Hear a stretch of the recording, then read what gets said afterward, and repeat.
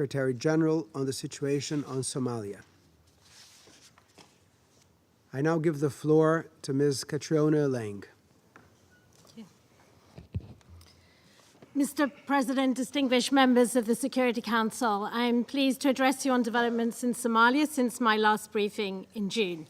And I'm delighted to do so alongside the Special Representative of the Chairperson of the Africa Union Commission, Suef Mohamed Al-Amin. I want to pay tribute to the Africa Union's mission, ATMIS, and the dedicated service of its personnel and troops. At the beginning of my intervention, I'd also like to reiterate the commitment and dedication of the United Nations to support Somalia on its historic journey to create, as President Hassan Sheikh Mahmoud says, Somalia, a country at peace with itself and the world. Mr. President, since my last briefing, I updated the Council on the situation in Laascaanood on the 7th of September. Also, I briefed the Security Council Working Group on Children and Armed Conflict on the 6th of September. My briefing today will provide brief updates on 8 areas. Firstly, political developments. Secondly, Laascaanood. Thirdly, security, including the ongoing offensive, stabilisation, and the impact of ATMIS drawdown. Fourthly, women, peace and security. Fifthly, the humanitarian situation and links to climate change. Sixthly, human rights. Seventhly, the heavily indebted poor countries initiative. And eighthly, transition. So, Mr. President, my first update is on political developments. The 27th of May National Consultative Council communique set out 4 specific proposals for a future electoral system, with moves to a presidential system, a 2-party system, one-person, one-vote throughout the country, and dates for local council elections and alignment of the federal member states' terms of office. These 4 proposals continue to dominate the political debate, and in particular, the proposed change to a presidential system and the proposed synchronization of federal member state election schedules with the implication for extension of incumbent mandates have proved to be contentious. There are particular tensions around term extensions in Southwest and Jubaland states. I continue to stress that all constitutional amendments, including a decision on term extensions, should be based on inclusive dialogue, consensus, and legislative processes. I remain concerned that Puntland has not participated in the NCC since January 2023, and I urge the Puntland state government and the federal government to seek spaces of compromise and pursue dialogue to enable the constitutional process to move ahead. The constitutional review serves as the cornerstone of Somalia's state-building agenda and is key to reaching agreement on federalism in the country. Mr. President, my second update covers Laascaanood. As highlighted in my latest briefing to the Council, the conflict in Laascaanood escalated on the 25th of August, when the Dhusamareb militia advanced towards the town of Oog. Currently, the situation is calm and people are returning home. However, the potential for a relapse into violence cannot be ruled out. The United Nations continues to convene partners and coordinate our joint efforts towards conflict resolution. Following the 25th of August events, we issued a joint statement on the 27th of August, condemning the escalation of the conflict and calling for all involved to abide by human rights and international humanitarian law, in particular, the protection of civilians and civilian infrastructure. My team and I have had numerous engagements with all the key stakeholders, including President Bihi, President Denny of Puntland, elders, the Dhusamareb leaders, and the newly formed Sul, Sanag, and KN committee. Our key messages to all parties are threefold. Firstly, to push for an immediate exchange of detainees. Secondly, a commitment to no further violence. And thirdly, to the start of dialogue. The UN is also supporting demining efforts and a humanitarian needs assessment to enable people to return home. Mr. President, my third update focuses on the security situation, where I will cover 3 issues. Firstly, the ongoing offensive against Al-Shabaab. Secondly, stabilisation efforts in newly recovered areas. And thirdly, the ATMIS drawdown and its impact on the population and the UN's ability to deliver on its mandate. So firstly, the offensive. The President was in Dhusamareb, the capital of Galmudug state, from the 5th of August until the 8th of October to direct the military campaign against Al-Shabaab. Despite initial success, when the Somali National Army and the allied clan militias took significant territory, there have been setbacks and operational challenges.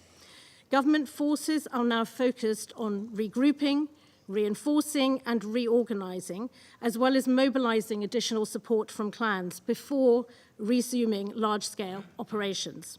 But in parallel, smaller-scale operations in Galmudug and Hirshabelle by the Somali National Army with ATMIS support are making progress. In response to its own setbacks, Al-Shabaab has increased the use of 107mm rockets, particularly in Mogadishu. It has also conducted targeted attacks on high-profile Somali politicians. Conflicts in Somalia continue to take a heavy toll on civilians. Last year, we saw the largest increase in civilian casualties since 2017. Sadly, early data indicate a similar trend in 2023, with 1,289 civilian casualties recorded so far. This is partly attributable to Al-Shabaab attacks, but also the conflict in Laascaanood. Secondly, now to stabilisation. The main findings and recommendations of the recently completed independent assessment will inform UN future efforts and guide our work. Two issues in particular need attention. Firstly, generating sufficient police capacity to hold recovered areas. And secondly, mobilising additional resources from partners for stabilisation efforts. On policing, the forthcoming Somalia Security Conference in December will present a more detailed needs assessment.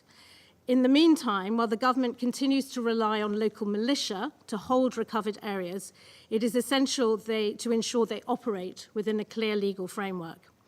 On funding, the stabilisation programmes are drastically under-resourced, with only $20 million per year being spent.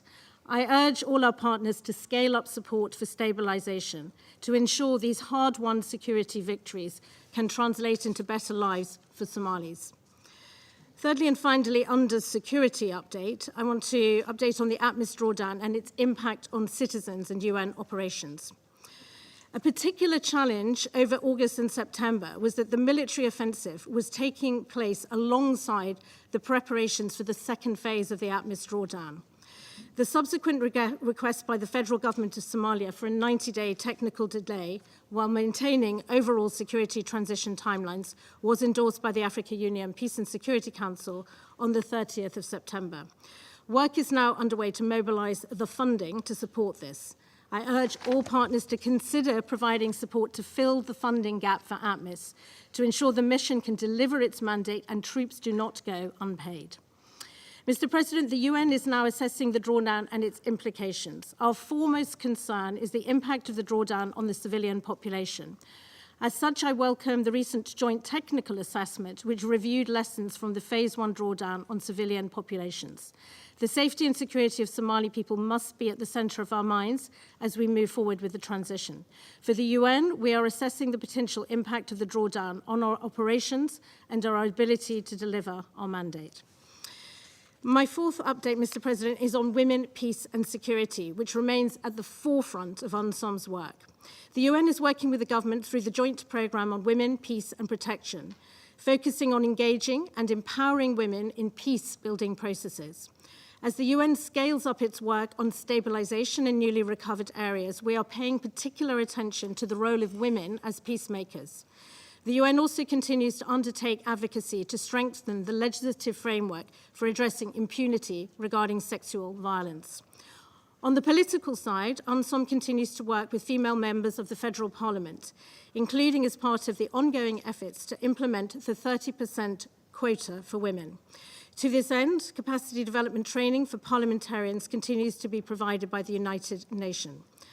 I also recently met myself with courageous Somali women leaders and heard of their pioneering work to ensure Somali women play a significant role in critical areas from politics to climate change.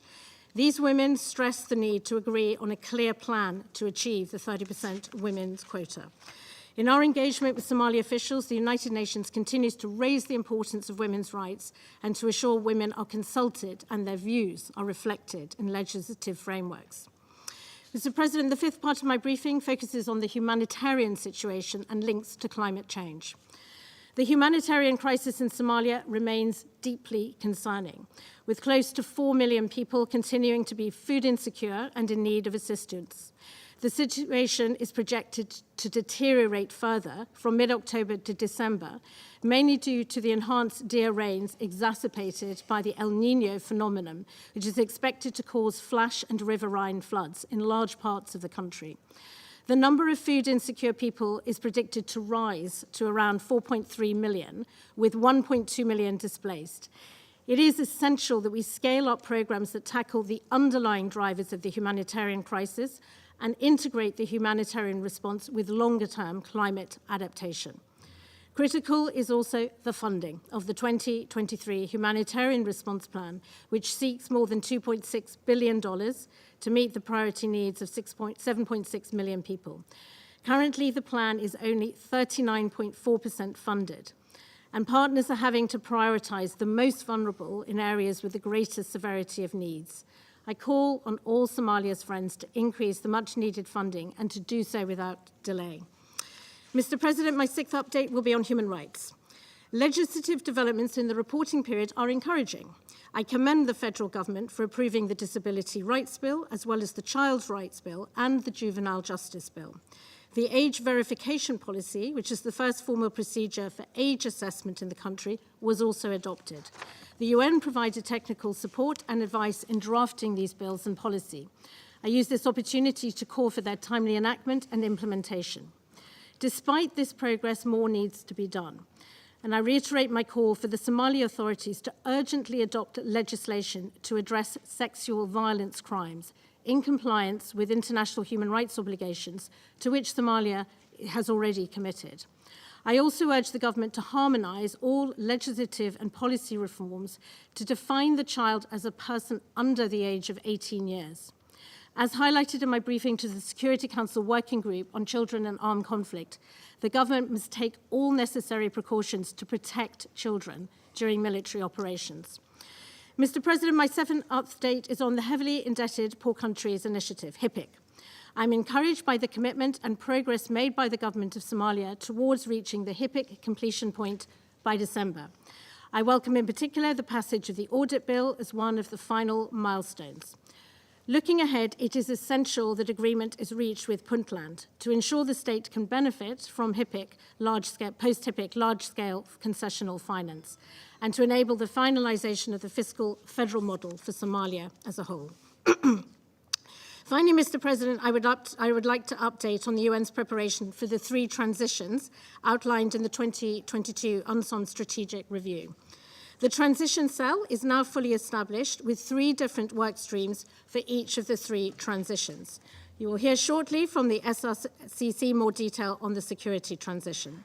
But looking ahead, I commend the government for the work underway to prepare for a post-2024 security architecture.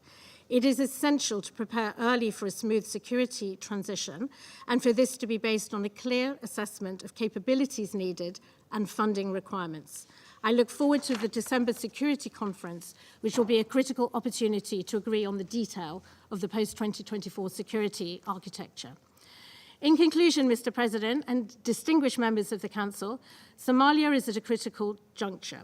Whilst there is every expectation that Somalia will prevail, this is more likely if there is honest reflection of areas where things are off track, as well as celebrating many successes. I urge all international partners to continue to support Somalia to ensure we lock in the gains achieved so far. The UN remains firmly committed to supporting Somalia to achieve and consolidate peace and prosperity. Thank you. I thank Ms. Laing for her briefing. I now give the floor to Ms.